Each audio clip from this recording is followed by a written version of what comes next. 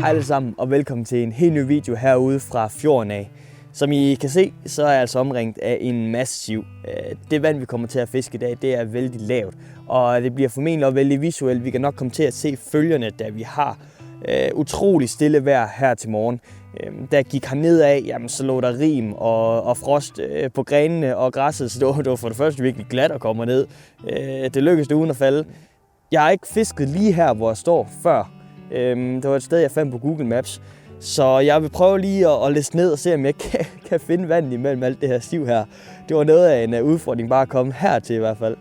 Men jeg håber virkelig, at I vil følge med, og at I vil tage nogle af de her tips og tricks til jer i hvert fald, for at I måske har bedre chance ved vandet ude nu her. Fordi det kan godt blive lidt sværere. Altså nu hvor det bliver koldere, så bliver ødderne også bare mere inaktive. Og man skal til at finde nogle andre metoder frem for at lokke dem i tale og det. Men det vil vi komme ind over i den her video. Så nu synes jeg bare, at vi skal ned til vandet, se hvordan det hele ser ud, og så håber vi, at der kommer lidt action hen ad dagen. Den her lille bugt, jeg står ved her, det er lidt svært at kaste, når sivene står så højt, men jeg prøver at få det bedste ud af det. Men i hvert fald så tænker jeg at starte med 60 lure, så jeg har sat stikpillen på. Se det lidt bedre her. I clownfarven, altså det er den hvide her med de lyserøde prikker på. Og det er bare en farve, som har virkelig mange havørreder på samvittigheden her i de kolde måneder. Og det er personligt min yndlingsfarve her til vinterhalvåret, når vi fisker der efter havørrederne. Så clownfarven klart min favorit, men ellers ovenover der har jeg en ophængerflue her. Og det er altså også nu her, at ophængerfluerne de begynder at være rigtig, rigtig effektive. Det er ikke noget, jeg normalvis går så meget med igen. Men virkelig her i vinterhalvåret, der kan ophængerfluen bare gøre en forskel. Så det er næsten et must, når man går herinde og fisker. Det er på med en ophængerflue, så øger man i hvert fald sine chancer. Og altså, det er godt nok nogle vilde forhold at skulle stå og fiske lige nu. Altså hvis der kommer en fisk efter blinket, ikke, så er det bare mega visuelt. Altså jeg vil kunne se alt. Det er så flot i morgen, det er helt vildt. Det er godt nok ærgerligt, at det ikke er fantastisk havørredvejr, men når det er så flot her, men vi satser på, at det bliver lidt bedre, når vi kommer længere op ad dagen i hvert fald. Men det er dejligt at være ude sådan en tidlig morgen her, og bare suge det hele til sig. Og så håber vi, får vi en god dag. Det satser vi på.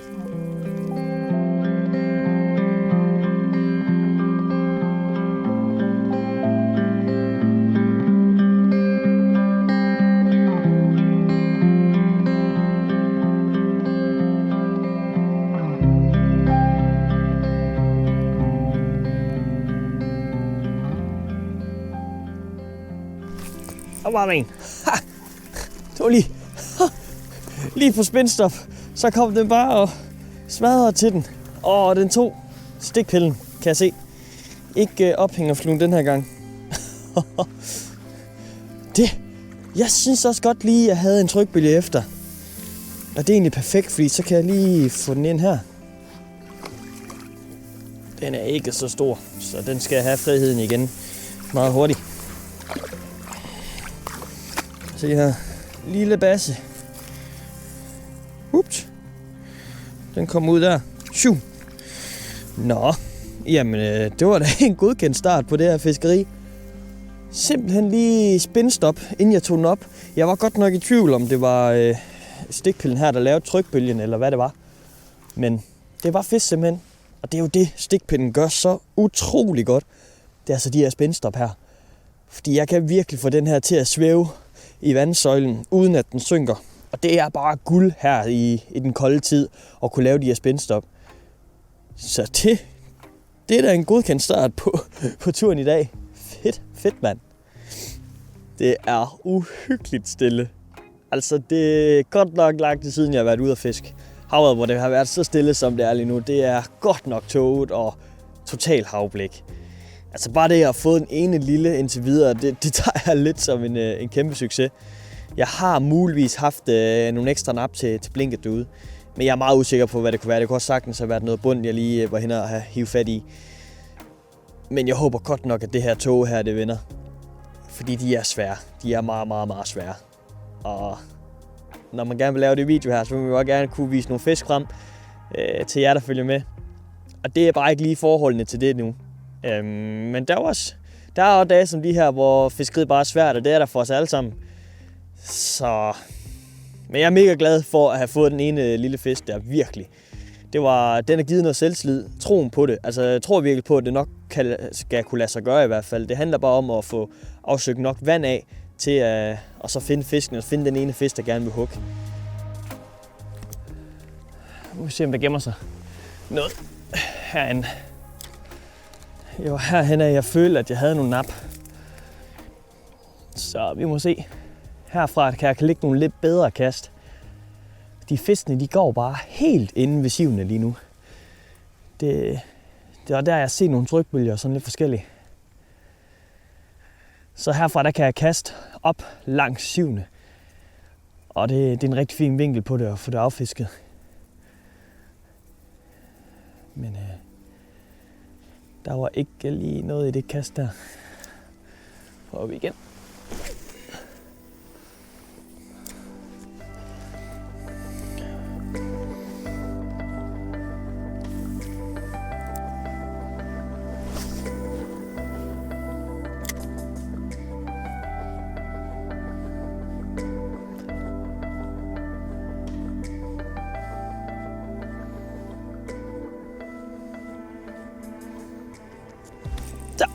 Der var den. Jeps. Bedre fisk. Åh. Øj. Åh, fedt. Yes. Oj. Nej. Jeg så i det her havblik her. Og tog. Det er sådan... Ja. Shit. Nej. Den trækker. Hold da kæft. Ej. Det er godt nok lang tid siden, jeg har fanget en afrøde, der er gået sådan amok herude på kysten. Ui, der kommer den. Ja. Og de går bare herinde langs med brinken og... Nej. Nej.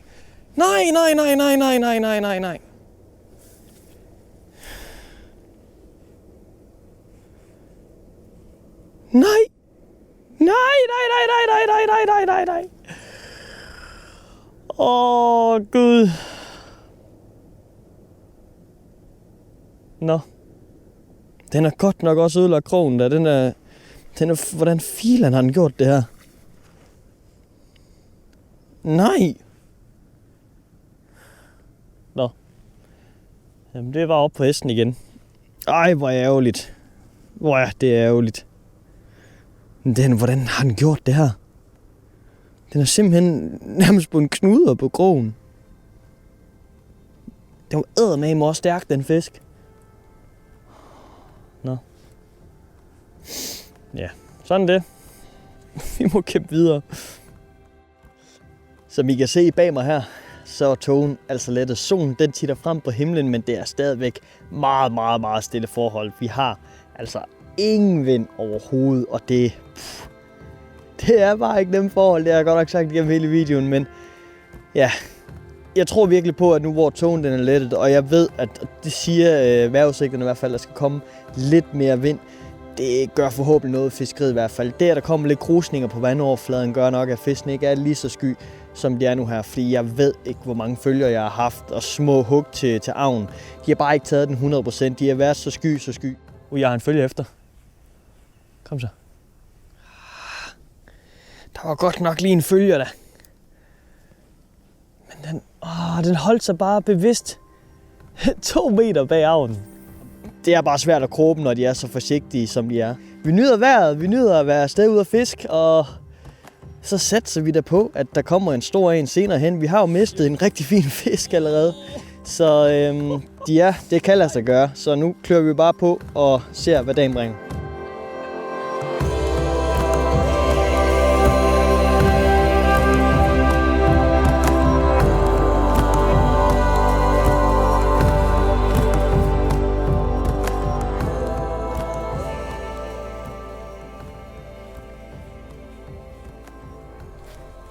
Der er hug.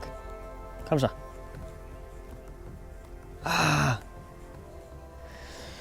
Den kom lige og hugget til blinket herude. Kører en siger i 13 gram lige nu. simpelthen prøvet lige at skifte mellem lidt forskelligt.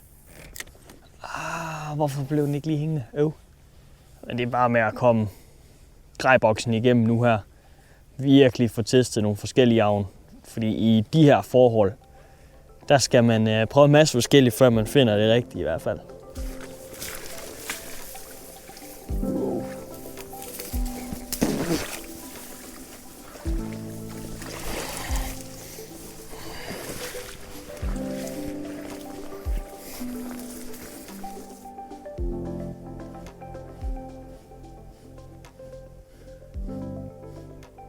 Så var den der.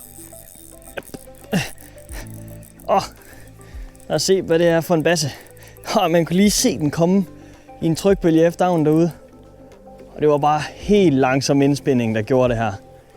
Helt langsom, stille og roligt. 35 cm fisk. Men det er fedt, fordi man kan bare se dem komme.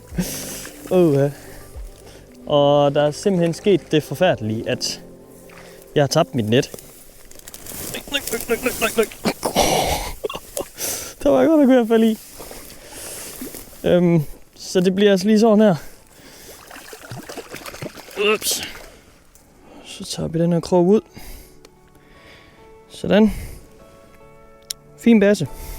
Ups. Jamen, så kan det være, at jeg har fundet den rette medicin nu. Nu skal jeg lige op igen. Jeg har simpelthen skiftet over til en 11 gram sandeel og fisket uhyggeligt langsomt. Det er jo sådan en eelpout, den pinke version, men altså alle 11 gram sandeels, vi kunne gøre det her rigtig, rigtig fint i hvert fald. Det har godt nok været en lang dag herude ved fjorden. Jeg har prøvet så meget forskelligt på enden af linen. Jeg har haft ophængerfluen på, fisket rigtig meget vand af, men det var godt nok ikke i dag, at det skulle lykkes med en helt stor. Jeg havde chancen i morges med den, der desværre røg af. Det var en fin fisk, mellem 50-60 cm. Så det er super ærgerligt, at det ikke kunne lykkes med den. Men jeg håber i hvert fald, at I nød at være med på tur, som altid. Jeg har i hvert fald hygget mig alligevel. Det har været fantastisk vejr herude at gå i. Så det skal man altså huske på, hvis det ikke spiller med fiskeriet, så sæt pris på de andre ting. Og i dag så var det altså solskin, som gjorde det jo behageligt at være herude. Så vi håber i en anden video, at der kommer lidt flere fisk på land i hvert fald. Så bare tusind tak, fordi at I så med. Husk, det jeg har brugt i videoen her kan findes nede i beskrivelsen. Og så ses vi forhåbentlig i en anden video. Knæk og bræk.